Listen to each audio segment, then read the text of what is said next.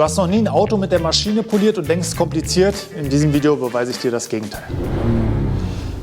Ich bekomme immer wieder Fragen von Leuten, die sich nicht richtig rantrauen an die Maschinenpolitur eines Autos, ob es denn so kompliziert ist, was man braucht, ob das nicht ultra schwierig und gefährlich ist, durchzupolieren. In diesem Video möchte ich dir erklären und vor allen Dingen die Angst nehmen davor, beim Polieren was falsch zu machen, denn eigentlich ist es ganz einfach und am Ende des Videos weißt du genau, welche Schritte du als Anfänger befolgen musst, um deine erste Lackpolitur mit der Poliermaschine durchzuführen.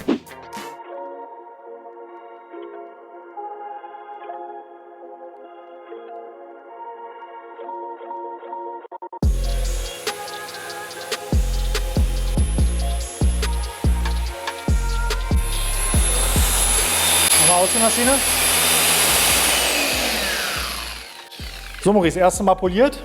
Sieht aber gut aus, muss ich sagen. Also du siehst schön und das ist auch für euch ganz wichtig als Kontrolle, du hast ein gleichmäßiges Polierbild. Ne? Du siehst immer hier diese kleinen Bewegungen, das heißt, der Stützteller dreht sich schön. Die Maschine hat natürlich den Vorteil, dass sie dir über die Lampen ein kleines Feedback gibt, aber generell bei Exzenter-Poliermaschinen ist wichtig, dass wir immer eine Rotation haben. Die ist nämlich nicht vom Motor angetrieben, sondern entsteht nur durch die Fliehkraft, die durch die Seitwärtsbewegung entsteht. Wenn die Maschine verkannt ist oder zu viel Druck gibt, bleibt es stehen und wir verlieren extrem an Polierwirkung.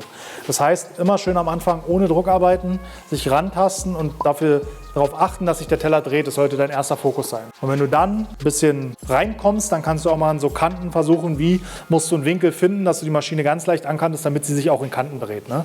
Aber generell am Anfang schön langsam die Maschine bewegen, kein Druck auf die Maschine und lass die Maschine ihre Arbeit machen. Aber ich sehe, im Großen und Ganzen funktioniert das hier schon gut. Ja, also Liquid Elements hat sich hier was ganz Lustiges ausgedacht, nämlich eine Kontrolle für den Anwender, ob der Teller verkantet ist oder nicht, beziehungsweise ob die Rotation optimal funktioniert. Ich mache sie gleich mal an, ne, und wenn sie dann läuft, ich mache mal eine niedrige Stufe, dann sieht man, drehen wir mal ein bisschen hoch.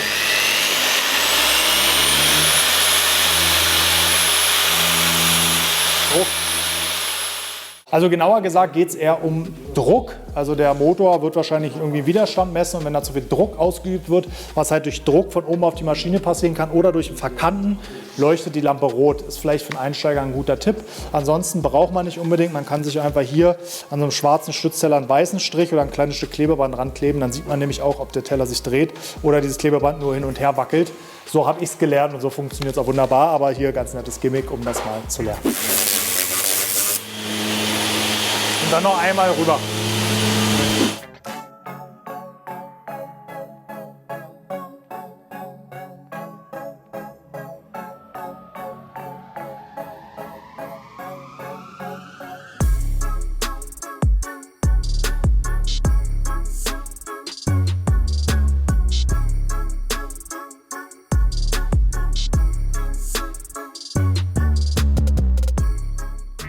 Jetzt weißt du, wie einfach es ist und welche Schritte du durchführen musst, um das erste Mal einen Lack zu polieren. Es kann gar nicht so viel schief gehen. Die Hürde ist relativ gering, also trau dich einfach ran.